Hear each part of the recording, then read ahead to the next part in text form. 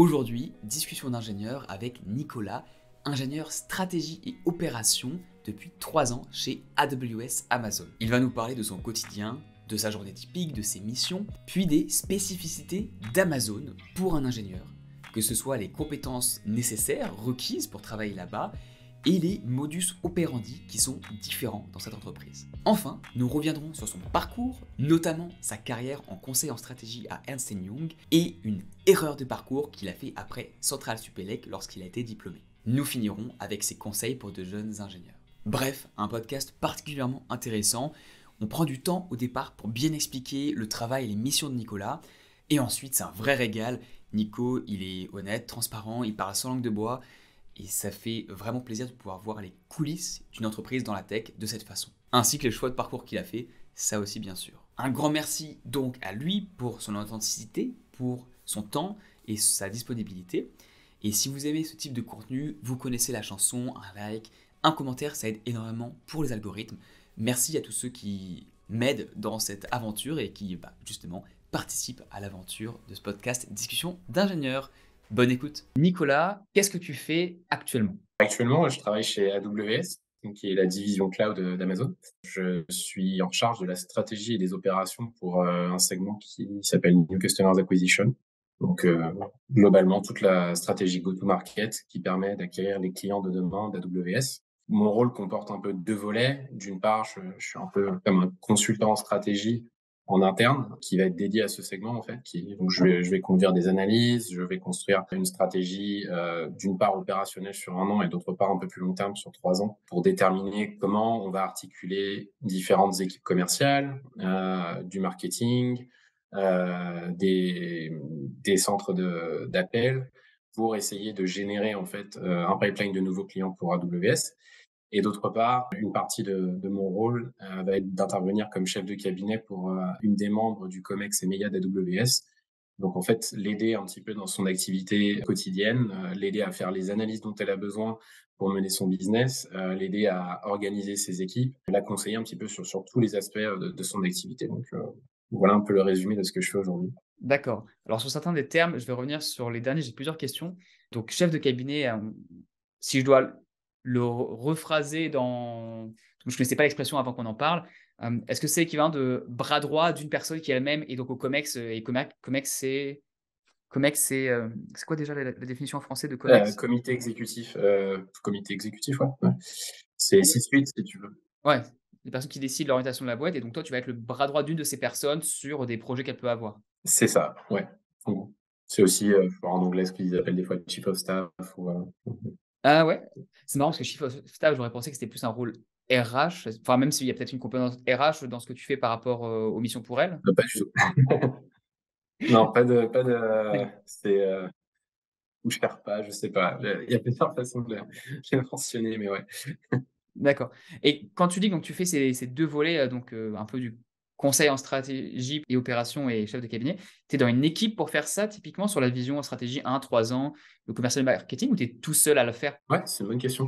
En fait, je suis dans une équipe, en fait, stratégie EMEA et en fait, dans mon équipe, chaque membre, on a en charge, en fait, un segment de l'activité. Donc moi, par exemple, c'est comme j'ai mentionné, c'était New Customer Acquisition, mais j'ai d'autres collègues qui vont s'occuper d'autres segments. Donc par exemple, les Digital Native Business ou par exemple les éditeurs de logiciels ou les entreprises, ce qu'on appelle Game Tech, donc tous les studios de développement de jeux. Et en fait, chacun va être en charge sur ce périmètre de la définition de la stratégie et on va tous avoir ce double rôle, donc définition de la stratégie et support du membre du COMEX qui va en fait diriger ce segment au niveau EMEA. Donc c'est un peu spécial parce qu'au final, les membres de mon équipe, je travaille pas tellement au jour le jour avec eux, mais on va faire beaucoup de partage en fait, de bonnes pratiques sur comment on va développer nos stratégies, un petit peu les frameworks qui vont nous aider en fait à développer ce qu'on produit chaque jour. Après, de manière quotidienne, je travaille plutôt en fait avec les équipes, je pense qu'on peut dire les équipes métiers, qui vont être vraiment la direction du business au niveau meilleur. Pour faire une métaphore, vraiment très, très simple, on pardonnera la simplicité de la métaphore même.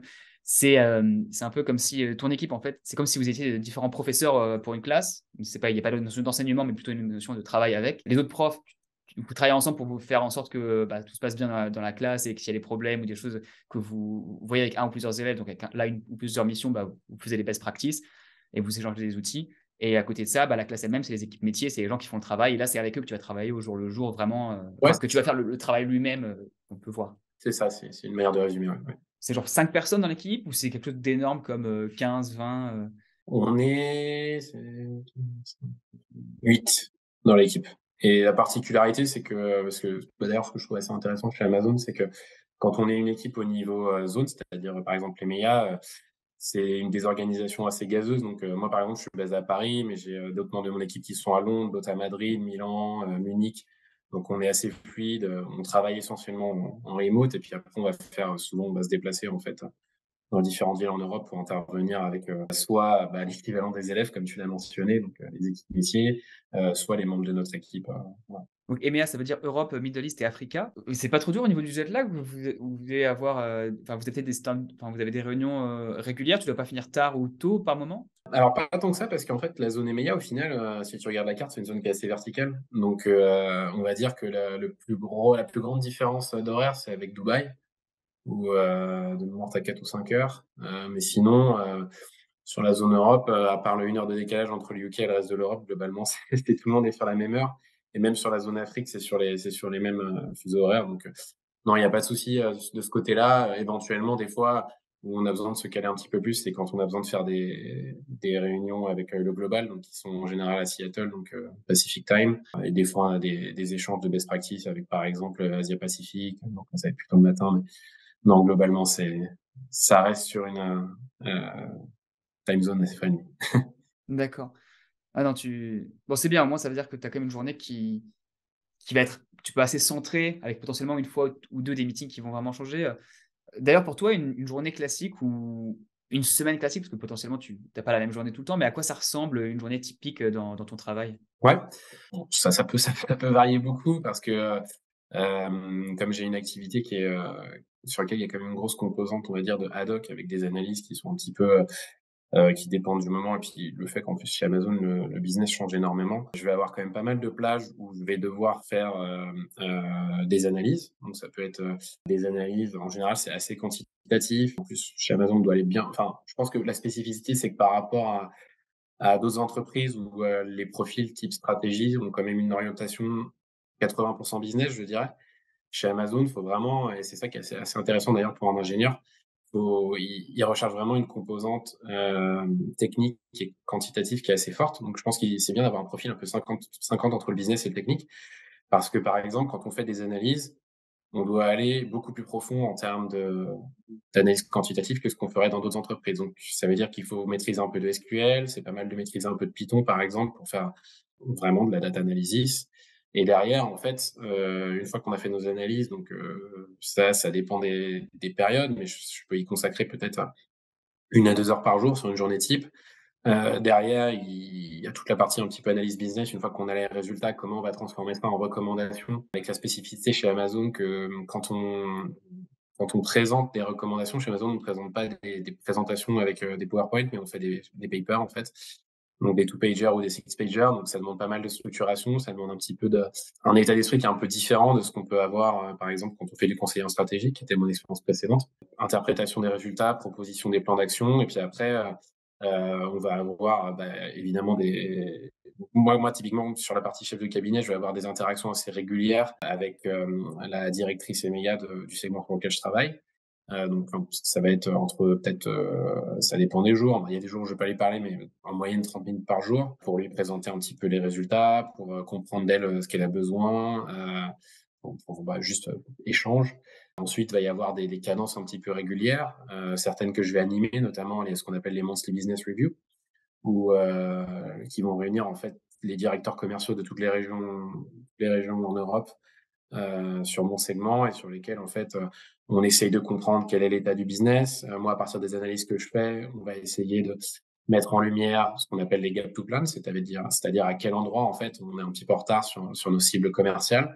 Qu'est-ce qui va expliquer ça? Donc ça, on essaye de le faire en séance d'une part et je vais faire des analyses complémentaires sur le côté pour essayer de comprendre et de guider la discussion.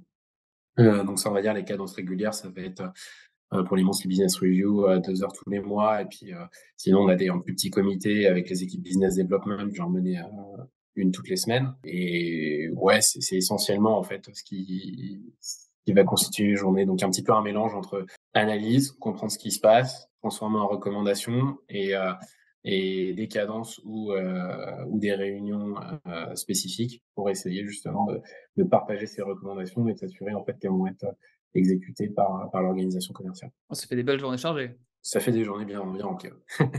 Les équipes commerciales, donc là, c'était plus pour revenir sur la métaphore, c'est un peu les élèves, enfin les équipes, métiers dont tu parlais. Là, on parle de combien de personnes à peu près pour avoir un ordre de grandeur? C'est plutôt pareil 5-10 ou c'est des équipes avec des directeurs et donc ils sont peut-être, 50 au total, mais toi, tu vas parler avec 5 de ces personnes? Ouais, donc la zone EMEA, en fait, c'est 11 régions. Donc, une région, par exemple, ça peut être, donc on a France, on a UK, Irlande, on a Iberia qui regroupe Espagne, Portugal, on a Italie, enfin voilà. Et donc 11 régions, chacune de ces régions va avoir en fait un directeur commercial principal. En général secondé par un directeur commercial, qu'on appelle, directeur inside sales, donc qui va s'occuper lui des en fait, dans les équipes commerciales, et je pense que c'est pas spécifique Amazon, c'est un petit peu sur toutes les boîtes tech en tout cas, on va distinguer ce qu'on appelle les account managers qui sont un peu des équipes, des commerciaux seniors et des inside sales qui sont des commerciaux juniors.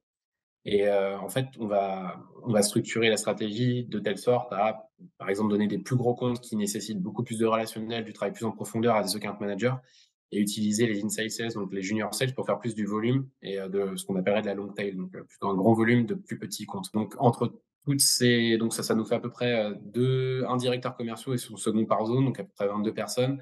Et en termes de, si on compte tous les commerciaux, donc account manager plus CSR, sur mon segment, donc New Customer Acquisition, sur la zone EMEA, ça va faire à peu près 400 personnes. Ah ouais, quand même, OK. C'est beaucoup. Ouais, alors sachant qu'on est un des plus petits segments parce qu'en fait, nous, on prépare, si tu veux, la cohorte de clients de demain d'Amazon, mais 90% du revenu vient en fait des clients actuels. Donc, ça veut dire qu'il y a encore des équipes commerciales qui s'occupent des clients, ce qu'on appelle engage, donc les clients actuels. Et là, on est plutôt sur un millier de sales à peu près. Après, c'est différent aussi comme type de sales, parce que tu as, enfin, là, ce que tu appelles account management et inside sales, c'est des gens qui vont trouver des nouveaux clients potentiels. Donc, c'est plus de la prospection et potentiellement de l'établissement de contrats ou c'est des cycles qui peuvent être plutôt moyens ou longs, j'imagine. Alors que quand tu as des clients qui sont déjà engaged, les account managers à ce moment-là font plus du relationnel, du maintien, de l'upsale. Et donc, c'est des métiers quand même qui sont similaires mais relativement différents au quotidien. C'est ça, c'est des métiers qui sont similaires mais différents. C'est des métiers d'ailleurs qu'on ne mesure pas avec les mêmes métriques, parce que typiquement sur l'acquisition de nouveaux clients, enfin, on va dire un sales un peu classique est souvent mesuré sur le revenu qu'il génère, ce qui est normal. Sur l'acquisition de nouveaux clients, c'est pas une bonne métrique, le revenu qu'ils génèrent parce qu'en fait, en revenu dans l'année, c'est des clients souvent qui partent de zéro, donc il faut construire la relation. On n'est même pas sûr de générer du revenu sur la première année. Ce qui est important en fait, c'est d'avoir un petit peu des nous en fait, on définit des seuils dans l'expérience client qui vont définir en fait à quel moment le client sera enfin, quels sont un petit peu des jalons critiques dans son parcours en tant que client Amazon. Et nous, on va essayer de les amener vers ces jalons qui vont en général être comme des seuils de revenus, mais on essaie d'ajouter des nuances un petit peu, par exemple le type de produit qu'ils vont consommer pour être sûr qu'ils sont bien équipés pour derrière avoir une expérience cloud satisfaisante. Et en fait, on va plutôt mesurer l'atteinte de ces jalons. Et sachant que nous, ce qu'on essaye de mettre en place, c'est aussi de mesurer un petit peu la qualité des clients avec qui on va créer ces relations. Parce qu'en fait, potentiellement, on préfère en fait se concentrer sur les clients qui vont avoir de la long term value, en fait, un potentiel de revenu à 5 ans intéressant. Et c'est aussi un moyen d'avoir de la visibilité en interne parce que bah, forcément, dans une organisation commerciale, quand on se présente juste sous l'optique revenu, moi, mon segment, c'est une part assez faible du revenu immédiat, mais si on commence à parler du potentiel de revenu à 5 ans, là, on commence à devenir plus intéressant au niveau du management global sales et heu et c'est là, en fait, qu'on permet, en fait, d'avancer sur notre segment, de donner de la visibilité. Alors une question, juste parce que je j'ai peut-être fait une assumption, sans le dire, au début quand tu disais que tu avais des new customer acquisition et que c'était AWS, dans ma tête, je pensais, gros clients, grosse entreprise qui a des gros besoins, de type, Lafarge, Bouygues et cetera et c'est pour ça quand tu m'as dit, 400 sales et que tu parles justement des inside sales qui sont plutôt des profils juniors qui vont attaquer, c'est moi qui vont s'occuper, qui vont prendre en charge des personnes sur la long tail, donc des clients potentiellement plus petits mais qui sont beaucoup plus nombreux. En fait, je me suis dit, c'est peut-être pas ça le profil de type de client que vous avez à AWS. C'est aussi enfin, il y a c'est quoi la taille générale des clients? Enfin, il y a les gros, bien sûr, les gros comptes, mais un petit client, c'est quoi pour vous? Ouais, alors, on a vraiment de tout. Donc en fait, les clients, les types de clients que tu as mentionnés, les Bouygues, Lafarge, on appelle ça les enterprise et en fait, quand je t'ai mentionné les 400, sales, c'est simplement sur le segment enterprise. Ça veut dire qu'en fait, les account managers, vont vraiment se concentrer sur ce qu'on appelle les large customers. Donc ça va être typiquement les grands groupes comme que tu as mentionné, les Bouygues et compagnie. En fait, ce qui est intéressant de se rendre compte, c'est que, le cloud public, ça existe depuis une vingtaine d'années. D'ailleurs, en fait, AWS a été un peu le premier acteur sur le cloud public. Il y a des entreprises qui ont tout de suite, en fait, qui sont tout de suite jetées dans ce modèle, notamment, bah, par exemple, Netflix, par exemple, beaucoup d'éditeurs de logiciels. Mais il y a des entreprises plus traditionnelles qui, en fait, fonctionnent essentiellement sur, des serveurs, ce qu'on appelle on-premises. Donc ça veut dire qu'ils vont avoir des data centers qui vont opérer eux-mêmes et il y en a beaucoup qui fonctionnent encore comme ça. Alors ça a ses avantages, c'est-à-dire on a la maîtrise sur notre infrastructure de données, mais ça c'est quand même un métier qui est assez lourd parce que ça veut dire qu'il faut faire beaucoup de gestion du matériel, il faut avoir des personnes dédiées pour s'occuper de ces data centers.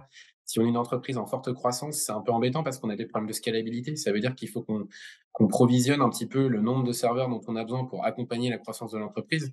Et typiquement, quand on s'appelle Netflix et qu'on peut avoir des pics en fait de trafic qui sont très différents, c'est quasiment impossible de gérer en on-premises. Donc en fait, c'est là que ça devient intéressant de passer par des fournisseurs de cloud public qui vont avoir beaucoup de flexibilité, qui peuvent à la demande allouer de la puissance en fait de calcul. Et en fait, il y a des entreprises qui, là, ça fait 20 ans que ce marché du cloud public existe et commencent tout juste à se poser la question.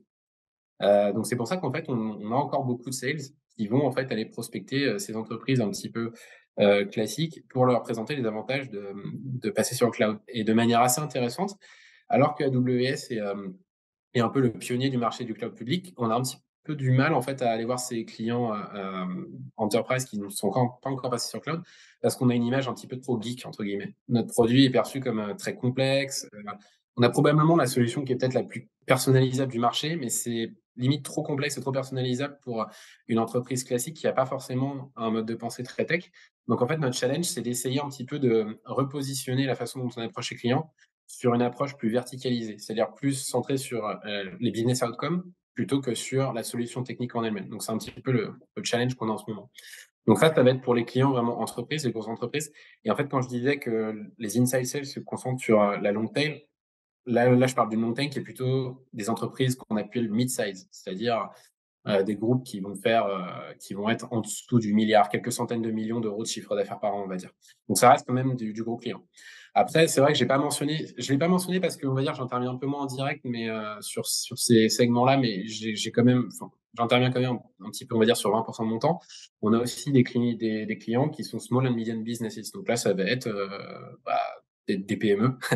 Donc là, on va parler sur vraiment de la très très long tail. Et d'ailleurs, en fait, sur ce segment-là, ce qui est intéressant, c'est que comme on doit vraiment intervenir à l'échelle, on va avoir beaucoup moins de sales, on va avoir peut-être une centaine de sales, mais par contre, on va avoir beaucoup de business development team qui vont créer des programmes pour en fait, on a beaucoup plus d'importance du marketing, on a beaucoup plus d'importance de gérer du parcours client en self-service parce qu'en fait, l'essentiel, de l'acquisition de nouveaux clients sur les PME va se faire en self-service. Parce que c'est impossible en fait humainement d'aller chercher un tel volume de clients, qui ont en plus on va dire un potentiel de dépenses avec AWS qui est bien sûr qui n'a rien à voir avec une grande entreprise. C'est beaucoup plus difficile d'allouer des sales en termes juste de retour sur investissement, c'est pas intéressant. Donc on va vraiment travailler plus sur ces clients-là avec du programme marketing et avec du parcours client. Ouais, ouais, il y a beaucoup d'automatisation C'est ça. potentiellement de training, via, alors je sais pas ce que vous faites, hein, donc je dis peut-être un truc totalement en mode, en blind, hein, mais c'est, quand je vois Salesforce par exemple qui fait des programmes de formation, pour, ils appellent ça des trailblazers je crois pour utiliser leur programme. C'est peut-être un peu similaire j'imagine avec vous, il y a peut-être un programme de pas forcément de certification, mais d'entraînement, pour des PME qui viennent, ils ont tout un parcours comment utiliser, AWS, pour une PME. Ouais.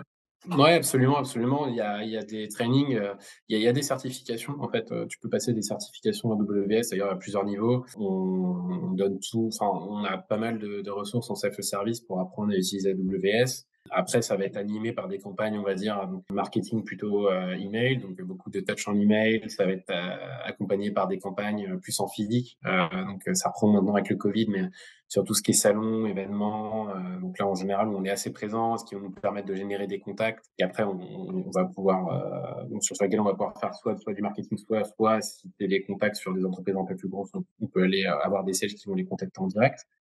Donc ouais, ça va être un petit peu tous ces types de programmes. On a des programmes aussi de par exemple, où on va donner à des clients qu'on veut développer des crédits pour, ça veut dire en fait, c'est comme une enveloppe qu'ils peuvent dépenser avec Amazon pour les aider en fait à construire leur cloud. On a des équipes aussi de conseil, qu'on appelle professional services, qui vont par exemple un petit peu coupler, le produit cloud en elle-même avec des missions de conseil un peu plus classiques, où en fait on va vraiment lier, l'implémentation de solutions cloud avec la résolution d'une problématique business spécifique.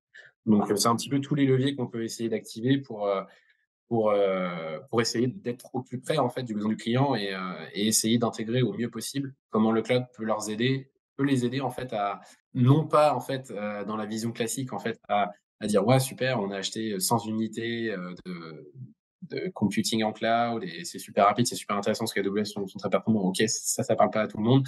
Mais par exemple, si on va là derrière, bundler ça avec de la formation, des services professionnels et que le client peut se dire: «Bah, en fait, en implémentant ça, j'ai gagné, 10 en productivité, j'ai baissé mes coûts d'opération, de mon IT de 15 et derrière, ça m'a permis, parce que, ma plateforme est maintenant plus flexible et j'ai une plateforme web d'acquérir, je sais pas moi, 1000 clients». Bah, en fait, là, tout le monde est gagné parce que, eux, ils ont eu vraiment des business outcomes tangibles et derrière, nous, on a pu les aider, en fait, en construisant avec nos solutions et ça crée un cercle vertueux où, en fait, nous, on est on demand, donc en fait, après, ils vont être assez flexibles sur construire sur la plateforme AWS et ce qui va leur bah, nous, de notre côté, de vendre plus de produits parce que en fait, plus ils ont besoin et plus, en fait, ils vont construire sur notre plateforme et eux, de leur côté, ils vont être assez flexibles pour être plus autonomes et vraiment, innover à partir de notre plateforme pour, derrière, bah, générer des innovations produits ou aller chercher des nouveaux clients. Ouais, non, non, ça fait sens et ça fait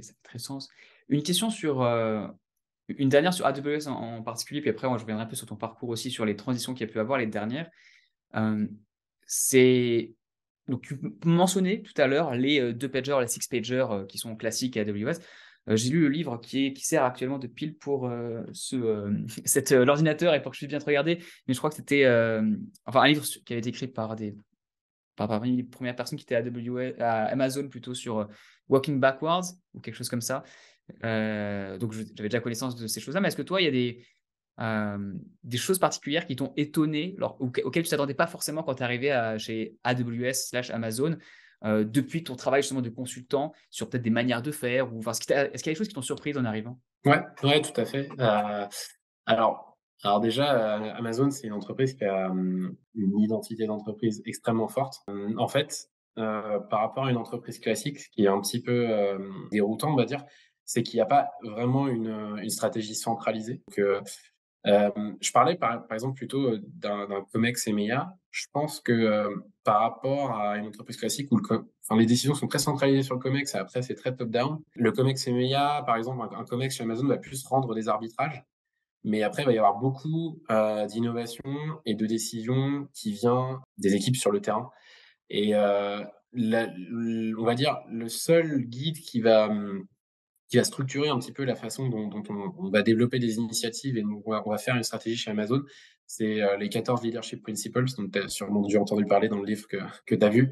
Ils sont un petit peu, 14, règles que Jeff Bezos avait, définies quand il avait, démarré Amazon et en fait, globalement, quand on rentre chez Amazon, les 2 à 3 premiers mois, on ne demande pas du tout de se concentrer sur, notre rôle en soi-même. On fait quasiment que des trainings, sur la culture, Amazon. Donc, on va avoir énormément de training en fait sur ces 14 leadership principles, sur la façon justement dont on écrit chez Amazon, sur la façon dont une entreprise, pardon, sur la façon dont une réunion se déroule chez Amazon.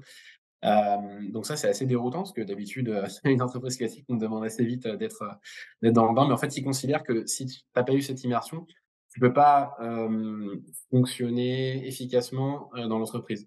Et en fait, au final, au début, c'est un peu déstabilisant, mais après, on se rend compte de la valeur, de l'approche parce que ça nous met dans une position où on est très, très, très encouragé à innover, sur le terrain. Donc c'est comme un petit peu, ça génère une culture entrepreneuriale à l'intérieur de l'entreprise et par exemple, en fait, moi, dans mon travail de tous les jours, je vais donner des exemples bêtes, mais on me demande une analyse, je me rends très vite compte que, je ne peux pas vraiment délivrer cette analyse de manière classique avec, mon comme je faisais avant, en tant que consultant. Donc, aller, consulter des études un petit peu externes, faire la synthèse de différents, insights que j'ai pas à partir de ces études et puis après donner mon avis. Là, en fait, il y avait vraiment besoin d'aller très, très profond dans les analyses et très vite, je l'ai mentionné un peu rapidement, au début, mais j'ai eu ce besoin de me former, en fait, et de commencer, en fait, à créer, par exemple, des modèles Python, des petits, logiciels Python, des applications web, donc sur lesquelles, en fait, je me suis formé moi-même à partir des ressources disponibles en interne, parce qu'il y a aussi énormément de ressources disponibles en interne et derrière, en fait, là où dans une entreprise classique, je pense que j'aurais eu un petit peu une pression et une appréhension du management sur le fait que j'étais en train de développer quelque chose d'un petit peu nouveau, quelque chose qui ne rentre pas dans les règles habituelles de la façon dont on fait. Donc très vite, on m'aura demandé de changer un petit peu de, de comment dire? De façon de faire. Là, en fait, on m'a laissé un petit peu innover, on m'a laissé proposer une solution et en fait, derrière, on mesure si ça a marché ou pas. On est tout à fait OK chez Amazon de voir quelqu'un, en fait, de voir une solution qui a pas marché. Si on a essayé et que derrière on n'a pas marché et que derrière, on est dans une position, on va dire, assez critique de soi-même et dire: «Voilà ce qui n'a pas marché, voilà ce qui n'a pas fonctionné et voilà comment on va faire la prochaine fois». C'est quelque chose qui est tout à fait accepté et on va pas nous reprocher un échec si on a développé une nouvelle tentative pour le faire.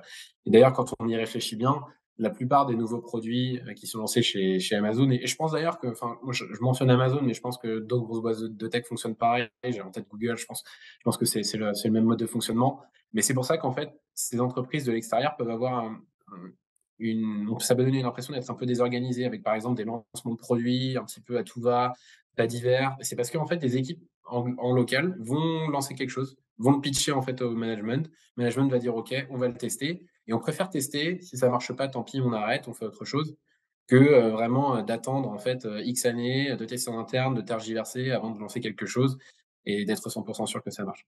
Donc, c'est un petit peu ce côté, je pense, mettre en place une organisation et des règles qui vont permettre de s'assurer que tant qu'on reste dans ces règles, on peut innover de manière assez libre, qui va permettre de générer en fait toujours ce côté entrepreneurial dans une entreprise qui a quand même maintenant 25 ans et je pense que, alors je dis pas qu'il y a pas de bureaucratie qui s'installe comme dans toutes les grandes entreprises, c'est normal, mais je pense de manière beaucoup moins rapide que ce qui peut arriver dans une entreprise traditionnelle. Donc c'est le point positif, on va dire, de la philosophie. Oh, c'est cool. Non, ça correspond un peu à ce que j'avais lu, mais j'avais pas conscience forcément que c'était 2 3 mois aussi intenses au départ et ce qui doit permettre d'avoir une super culture, ensuite, enfin de surtout une certaine homogénéisation, vu qu'il y a des profils extrêmement variés, ça te fait quand même un socle de base commun et pour ta remarque sur, d'autres entreprises de tech qui font sûrement certaines choses similaires pour les projets, je parlais, il y a un podcast qui va sortir que j'ai fait avec un ami d'école qui s'appelle Johan qui est à Google et il me disait que, par exemple, pour lui qui est en product management, il utilisait des petites vidéos de 40 secondes pour les fonctionnalités qu'il voulait mettre en avant ou non, en injectant, du code PHP dans le truc pour que ça fasse un peu pour que ça marche et que tu puisses avoir juste un truc qui est visible et qui en fait change beaucoup par exemple de ce qui se faisait avant avec enfin des drafts ou autres, mais qui lors de meeting permet tout de suite de se dire ok oui non ça marche c'est ce qu'on a envie de faire ou bien fais ceci et rajoute un truc là et qui est encore plus vivant que potentiellement les sketchs qu'il y avait avant et ça reprend un peu aussi la dimension technique dont tu parlais tout à l'heure où c'est bien de faire du business mais avoir l'alliage quand tu es ingénieur technique business ça peut vraiment te faire une énorme différence et ça rejoint un peu ce que tu disais sur les nouvelles idées qui étaient si ça marche go quoi, vas-y. Enfin, tente plutôt d'abord. Si ça ne marche pas, c'est pas grave tant que tu apprends des choses. Et si ça marche, bah, c'est let's go, on essaye. Ouais, c'est ça, ouais. Et une question d'ailleurs sur ça, parce que c'était comme très différent. Qu'est-ce qui t'a donné envie de transitionner? Tu as été, fait du conseil en stratégie pendant plusieurs années avant, que ce soit en France et aussi à Singapour pendant 1 an et demi, si les fiches LinkedIn sont bonnes. Et ensuite, là-bas, une fois à Singapour, tu as changé pour AWS. J'ai vu ça, je me suis demandé, mais comment, qu'est-ce qui s'est passé? Qu'est-ce qui a fait que tu as fait cette transition? Et aussi, comment ça s'est passé? Parce que c'était à Singapour, quoi. C'est pas non plus une transition, entre guillemets, pas simple, mais traditionnelle, où tu es en France, on te contacte. Là, c'était à l'étranger, peut-être une question de visa. Enfin, comment ça s'est passé tout ça? Quel était le cheminement? Si tu peux partager ça. Ouais, bien sûr, bien sûr. Ouais, donc en effet, ouais, j'ai eu une longue partie de ma carrière en conseiller en stratégie. Donc, dans un cabinet qui s'appelle EY Parthenon, qui est la division conseil en stratégie de EY. Donc, j'ai commencé à Paris. Donc, j'ai beaucoup aimé le conseil en stratégie, très sincèrement, en fait. Ce que j'ai beaucoup apprécié dans ce format, c'est que on fait énormément de missions courtes. C'est-à-dire que c'est des missions qui sont typiquement moins de 2 mois. Donc, je pense qu'en 5 ans de conseil en stratégie, j'ai dû faire à peu près 30 projets différents. C'est des projets qui sont extrêmement variés, c'est-à-dire sur un très large variété de secteurs. J'ai fait du secteur public, de l'énergie, de la tech, du retail, j'ai travaillé sur des sujets improbables, sur des compagnies de services funéraires. Enfin, ça c'est très drôle parfois. Dans beaucoup de géographies, j'ai fait des missions en Afrique, au Moyen-Orient, en Europe, dans toute l'Asie du Sud-Est. Donc ça, c'est vraiment le côté, hyper intéressant du conseil en stratégie, c'est très varié. Et en plus, je pense que pour un ingénieur, ça peut être assez stimulant parce que, de plus en plus, il y a une appétence dans le conseil en stratégie pour les profils, très quantitatifs. Parce que, comme c'est la plupart des projets, en fait, sont destinés à développer des stratégies de 3 à 5 ans. Les 2 composantes les plus importantes quand on développe une stratégie sur 3 à 5 ans, c'est de comprendre comment un marché va évoluer et comment à l'intérieur d'un marché, notre entreprise va concurrencer, enfin, va se comporter par rapport à ses concurrents. Donc ça veut dire qu'un des points cruciaux, c'est la modélisation des marchés. Et sur la modélisation des marchés, en tant qu'ingénieur, on a un gros avantage. À mon époque, ça se faisait en Excel, donc on testait vraiment les limites d'Excel, c'est ça qui est assez drôle. Et moi, je pense que maintenant, de plus en plus, on le fait avec bien sûr des outils qui sont beaucoup plus adaptés, notamment à des volumes de données assez importants. Mais ça me permettait, en même temps, puisque j'étais identifié justement ingénieur assez quantitatif, d'avoir ce côté très technique, très quantitatif, d'avoir beaucoup de variété et d'apprendre beaucoup de choses. Moi, c'est un fil rouge que j'ai toujours eu dans ma carrière. J'aime énormément apprendre, que ce soit apprendre sur des nouveaux secteurs, des nouveaux sujets ou apprendre de nouvelles compétences. Et je pense que vraiment, ça, c'est quelque chose que le conseiller en stratégie permet de faire, enfin, par ce cycle court de mission et la variété des missions. Donc c'est un métier qui est très intéressant, c'est un métier qui est très intense. Les heures sont très longues en conseil en stratégie. Ça veut aussi dire que, enfin, quand j'étais en Europe, on va dire, je pense que le conseil en stratégie en Europe est assez mature. C'est-à-dire que les entreprises, enfin, le marché du conseil est très segmenté. Le conseil en stratégie, c'est un petit peu la partie premium du conseil. Et les entreprises savent qu'elles dépensent plus en Europe pour du conseil en stratégie et les attentes sont en regard. C'est-à-dire qu'ils savent ce qu'ils achètent en termes de livrables et il y a un respect mutuel entre les équipes conseil et les clients. J'ai décidé ensuite à un moment de ma carrière, parce que j'avais envie, j'avais toujours en fait, prévu, d'aller à l'étranger, de bouger à Singapour. Donc j'ai pu le faire en interne avec mon cabinet. Donc voilà, j'ai bougé de EY Parthenon Paris à EY Parthenon Singapour et je pense que, c'était une expérience très enrichissante, dans le sens où, hem, j'ai découvert encore beaucoup de nouveaux marchés qui étaient beaucoup plus émergents que ce que j'avais pu voir, enfin, même si j'ai travaillé sur des marchés en Afrique qui étaient d'une certaine manière émergents, les marchés en Asie du Sud-Est, c'est un autre univers. Ce sont des marchés à très, très forte croissance, donc des croissances de PIB qui sont, en tout cas à l'époque avant le Covid, qui pouvaient aller jusqu'à 15-20 par an. Donc des problématiques qui sont assez différentes. On a vraiment, ils se soucient pas du tout des coûts, par exemple, donc c'est vraiment de la stratégie de croissance pure et dure. Donc des nouveaux sujets. Après, en termes de maturité du marché de conseil, c'est quand même beaucoup moins mature. C'est-à-dire qu'on est toujours dans un modèle où en fait, les clients, voient le conseil comme une commodité et considèrent qu'ils achètent plus des ressources que, du livrable et vraiment, des analyses, on va dire, très valorisantes et très structurantes pour l'entreprise. Ce qui peut, en fait, comme j'ai dit, on travaille beaucoup en conseil, donc à partir du moment où on rentre dans un modèle de commodité, ça peut devenir un petit peu plus pesant. On perd un petit peu, je trouve, le sens, de notre métier. On a un petit peu moins il y a un peu moins de focus sur la qualité de ce qu'on délivre et plus de focus sur la quantité et donc je pense que voilà, on perd un petit peu l'essence du conseil, ce qui fait qu'à un moment, je commence à me poser des questions sur, je souhaiterais changer. Ça doit être moins agréable au quotidien aussi. C'est moins agréable au quotidien, tout à fait, ouais, ouais. Donc voilà, j'ai souhaité en fait, changer et puis en fait continuer sur ce parcours, stratégie parce que c'était un des sujets que j'aimais beaucoup, mais partir plus, dans l'entreprise. Donc c'est vrai que par rapport, au fit culturel, j'ai assez vite senti que, les entreprises tech étaient ce qui se rapprochait le plus un petit peu, du mélange, capacité d'innovation possibilité en tant qu'ingénieur de formation, d'avoir son profil et son côté quantitatif et technique assez reconnu et d'autre part, de manière beaucoup plus pragmatique, et je pense que, dans ta question, c'est un petit peu, ce que tu essayais de toucher sur comment on change de travail à l'étranger. En effet, à Singapour, il y a beaucoup de restrictions sur le travail des étrangers et des expats en général.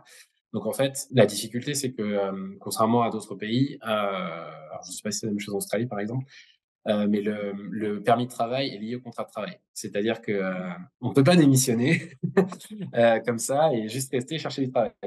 Donc il faut le faire en fait vraiment en parallèle de son job. On est obligé de trouver un travail après si on veut rester sur le territoire et d'autre part, ce qui rend la chose encore plus difficile, c'est que les entreprises ont des quotas, d'étrangers. Donc c'est-à-dire que, énormément d'offres d'emploi sont en fait fermées, aux étrangers. Ils le disent même dans la description de l'offre d'emploi. Et finalement, de manière très pragmatique, là où c'est le plus facile en tant qu'étranger de trouver un boulot, c'est dans les GAFA. Tout simplement parce que Singapour, en tant que pays, a une stratégie de hub Asie-Pacifique pour les grandes entreprises. Et notamment, parmi cette stratégie, ils veulent absolument en fait attirer les headquarters régions des GAFA. Ça veut dire qu'ils ont des négociations de gré à gré qui leur permet en fait d'avoir plus de quotas de travailleurs étrangers que certaines autres entreprises. Donc ils ont moins de restrictions sur ce côté-là par rapport à d'autres entreprises qui peuvent être à Singapour. Donc voilà, c'est comme ça aussi que j'ai postulé chez tous les GAFA et j'ai eu des entretiens chez tous les GAFA alors que chez les autres entreprises en général j'avais pas de réponse. Et donc derrière, après voilà, process de recrutement, j'ai mentionné tout à l'heure la culture Amazon. Le processus de recrutement est très centré sur la culture, beaucoup plus que sur les compétences techniques et le fit pour le poste. 2 raisons pour ça, c'est que, bah, d'une part, je l'ai mentionné, la culture est très importante chez Amazon et aussi, en fait, ils considèrent qu'ils recrutent des profils polyvalents. C'est-à-dire que, l'idée chez Amazon n'est pas de rester sur un poste identifié pendant X années. Ça va être vraiment, en fait, d'être assez fluide et de pouvoir bouger entre beaucoup d'équipes différentes et aussi beaucoup de business différents chez Amazon. Donc en fait, le process de recrutement, ça va être en général ce qu'on appelle il va y avoir d'abord un premier entretien de screening qui va être un petit peu la seule partie où on va vraiment vérifier le fit technique et expérience avec l'offre elle-même à laquelle on répond. Et après, en fait, le gros du process, ça va être ce qu'on appelle la loupe.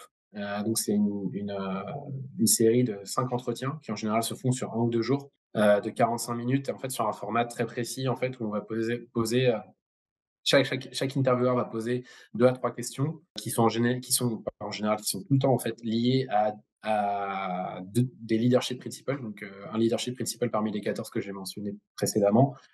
Et l'idée en fait, c'est en tant que candidat, on doit y répondre en suivant une structure très précise, une structure ce qu'on appelle STAR, Situation, Tasks, Achievement, Result. Donc très structuré avec une mise en contexte, quel était l'objectif, comment on y a répondu et quels ont été les résultats qu'on a délivrés.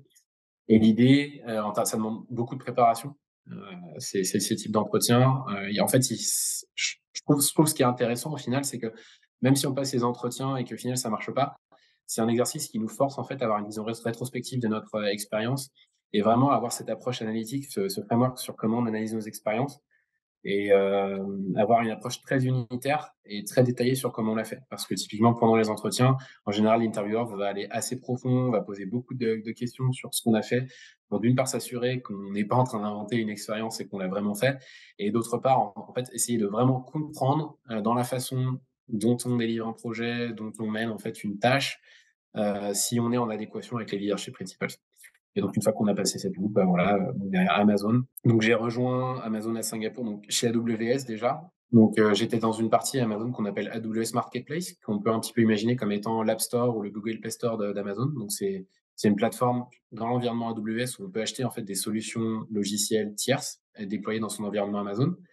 Et donc, en fait, ça, c'est un business qui est relativement nouveau chez Amazon. Quand j'ai rejoint en 2019, ça venait de se lancer en Asie-Pacifique. Et donc, j'avais un rôle similaire, stratégie and operations pour ce business. Donc, l'idée, c'était vraiment là de construire un petit peu à partir de rien comment on allait déployer AWS Marketplace sur la zone Asie-Pacifique. Donc, j'ai fait ça pendant 1 an et demi. Ensuite, malheureusement, donc, il y a eu le Covid. Donc, j'ai fait un an sous Covid à Singapour. C'est un environnement assez particulier, stratégie zéro Covid. Donc, je pense que tu as connu ça en Australie aussi. C'est quand même beaucoup de restrictions, c'était assez pesant. Et puis, en tant qu'expatrié, aussi malheureusement l'impossibilité de rentrer en France pour aller voir sa famille. J'ai beaucoup aimé Singapour, mais j'aurais souhaité sûrement y rester plus s'il n'y avait pas eu le Covid, mais le fait est que j'ai décidé de rentrer pour me retrouver plus proche de ma famille à ce moment-là. Et ce qui est assez intéressant avec Amazon, c'est que les mobilités internes sont extrêmement faciles. C'est-à-dire une mobilité interne entre business, mobilité interne entre géographies.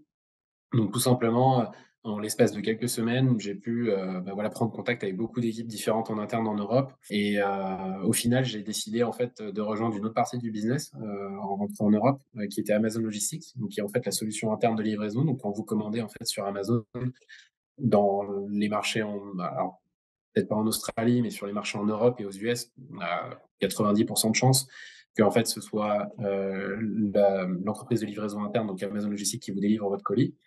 Et en fait, j'ai rejoint, l'équipe planification à long terme, de Amazon Logistics et en fait, où j'étais responsable du UK et de l'Irlande et l'idée, c'est que je devais planifier sur les 3 à 5 prochaines années le réseau de livraison. C'est-à-dire, quels codes postaux Amazon allait livrer en direct, avec quel centre de livraison, quelle capacité à chaque fois, donc combien de vannes on a besoin à chaque endroit. Donc vraiment, une planification assez fine, journalière, quel était le volume de livraison qu'on allait attendre et comment en fait on allait résoudre ces livraisons. Et donc j'ai fait ça pendant 1 an et demi et donc très intéressant, ça m'a permis de découvrir encore un nouveau business et ensuite, au bout d'1 an et demi, j'avais envie de rechanger de sujet encore donc j'ai changé en septembre dernier et je suis retourné chez AWS mais sur une autre partie du business, qui est ce que j'avais expliqué un petit peu plus tôt sur mon poste actuel. Ça, c'est trop cool, ouais, il y avait beaucoup de merci du partage. Il y a beaucoup de similitudes entre, Singapour et l'Australie en termes de visa, comme tu l'as dit, en termes de politique de Covid, 0, pendant un certain moment en tout cas. Je crois que Singapour était plus dur plus longtemps, alors que nous, ça c'est un peu une fois qu'il y a eu trop de cas, ça c'est un peu di c'était un peu différent. Une dernière question pour un alors je vais la formuler un peu différemment que d'habitude, mais j'ai déjà vu que tu as fait autant de changements et que tu as notamment eu 2 parties, on va dire, hem, pas les plus importantes, mais qui ont le plus marqué, ta carrière professionnelle en conseil en strat, puis ensuite chez Amazon. AWS/Amazon. Quel conseil tu te donnerais si c'était à refaire ou toi qui commençais ta carrière à ce moment-là en conseil, qui pourrait être potentiellement applicable à un jeune qui commence maintenant en conseil, mais quel conseil tu te donnerais à toi-même ou est-ce qu'il y aurait quelque chose que tu changerais? Rétrospectivement, si je me replace en fait, dans l'état d'esprit dans lequel j'étais quand j'étais, en fin d'études, en fait, j'ai pas tout de suite commencé en conseil. J'ai fait, en ma dernière année, j'ai fait un double diplôme qui s'appelle le master IREN, qui est un master en économie que j'ai fait en parallèle avec ma troisième année et donc ça m'a déjà permis d'avoir ce double profil, business et économie et en fait, j'avais fait mon stage, de fin d'études chez Areva, dans les équipes stratégie, renouvelables et j'ai adoré. Malheureusement, c'était 2013 et c'était Fukushima. Donc pendant mon stage, le business d'Areva s'est tout de suite moins bien porté et je ne pouvais pas commencer ma carrière chez eux. Donc je pense que, comme un petit peu, beaucoup d'élèves, ingénieurs peut-être à ce stade de leur carrière, à la fois j'avais un petit peu des vagues idées de ce que je voulais faire. Je savais que quelque chose m'avait plu, mais j'étais pas non plus 100 convaincu que ce serait mon chemin de carrière et j'ai commencé à postuler en fait, à des postes, on va dire, en stratégie, pas forcément tout de suite en conseil. J'ai regardé un petit peu des postes en stratégie en entreprise et en fait, j assez rapidement, j'ai eu une opportunité, heu, de rejoindre le groupe Crédit Agricole, sur, en fait, une filiale du groupe Crédit Agricole qui je vais pas mentionner là, c'est un business très compliqué, mais qui fait en fait, de la banque et du back office pour les fonds d'investissement et voilà, sur un poste un peu stratégie et product management et je pense que voilà, à l'époque, je me suis dit: «Ouais, pourquoi pas essayer?» J'ai signé, j'ai commencé et en fait, je me suis assez vite rendu compte, au bout d'1 an et demi que, c'était pas ce qui me convenait. Parce que, c'était pas le type de sujet qui me convenait, c'était pas un secteur qui me convenait. C'est un secteur où l'innovation est très liée à la réglementation, donc c'est pas quelque chose forcément qui me convenait. Je préférais avoir un environnement qui était d'innovation un peu plus libre. Donc en fait, au bout d'1 an et demi, ce qui me semblait court, j'ai décidé de rechanger en fait et c'est là que je suis revenu sur l'idée que j'avais eue un peu plus tôt, que j'avais peut-être, écartée à un moment justement par peur, de ce côté charge de travail importante, environnement assez challenging, donc je suis revenu sur mon idée de conseil en stratégie. C'est comme ça que j'ai commencé en conseil en stratégie Et je pense que rétrospectivement, plusieurs enseignements que je tire, de cette partie de ma carrière. D'une part, quand on sort d'école, on a peut-être aussi, on est un peu partagé entre ce «je veux bien choisir» et voilà, j'ai quand même envie, ça je suis en études depuis je sais pas combien enfin, depuis quelques années, j'ai un peu envie de gagner de l'argent bientôt. Donc on a un petit peu tendance à faire ce trade-off qui est de: «Bon, bah, j'ai une opportunité, je vais essayer parce que ça me permet de commencer assez rapidement» et on met l'aspect financier de côté. Je pense que rétrospectivement, j'aurais peut-être attendu un peu et pris un peu plus de recul sur ma prise de décision sur mon premier poste. Cela dit, j'aurais peut-être d'ailleurs, je pense qu'idéalement, j'aurais peut-être dû commencer en conseil en stratégie dès la sortie d'école. Cela dit, je suis pas non plus mécontent, en fait, du parcours que j'ai fait parce que je pense aussi que, avoir différentes expériences et avoir des expériences qui ne nous ont pas convenus, qui ne nous ont pas plu, paradoxalement, peut aider beaucoup plus à comprendre ce qu'on veut faire. C'est-à-dire que par élimination, après, j'étais beaucoup plus clair.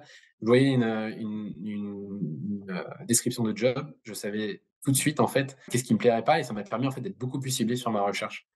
Donc, ça va peut-être sembler un petit peu, paradoxal ce que je vais dire, mais n'hésitez pas, je pense, à prendre un petit peu de recul et à vraiment vous questionner avant d'accepter une offre d'emploi si vous le faites pour les bonnes raisons. Est-ce que c'est simplement parce que, bah, c'est quelque chose qu'on m'a proposé là, c'est un quick win, ça va me permettre en fait, d'avoir un salaire assez rapidement, donc j'y vais. Ça peut être valide, hein, comme raisonnement, je l'ai fait, donc voilà. Donc essayez quand même de prendre le temps de bien vous poser une question, mais à l'inverse, n'ayez pas non plus peur, on va dire, de vous lancer dans quelque chose qui ne vous plaît pas. Bien si ça vous plaît pas, c'est pas grave, on change, vous pouvez changer, au bout de quelques mois. Je pense que assez vite, vous saurez comprendre si quelque chose vous convient ou pas et assez vite, vous saurez rebondir sur un autre type de rôle et je pense que peut-être qu'il y a quelques années, c'était un petit peu mal vu, peut-être de changer rapidement si quelque chose ne nous convenait pas. Je pense que maintenant on a la chance d'être dans un environnement et un petit peu, une évolution des mentalités sur lequel c'est accepter le fait que, on puisse, bah, vouloir, faire pivoter sa carrière. Donc voilà, prenez toutes les expériences, les bonnes et les mauvaises et sachez à partir de là construire, le chemin qui vous intéresse, quoi. Je pense que c'est un peu ça mon conseil. Non, c'est trop cool, c'est super positif et je pense justement que ton profil montre, et ton expérience montre que c'est possible de faire des expériences forcément courtes. Comme tu l'as dit, je pense aussi que les mentalités ont changé et qu'ensuite, tant que tu en prends les enseignements, comme tu l'as dit d'ailleurs au début par rapport au projet quand tu es, chez Amazon, tu peux tenter et puis si tu en même si ça échoue, c'est pas grave, tu en as appris des choses et que tu peux expliquer. C'est pareil dans la carrière.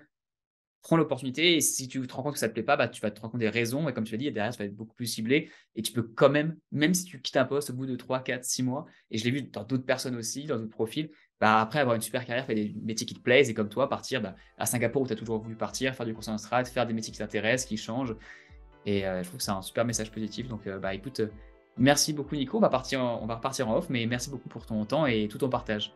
Merci Thomas.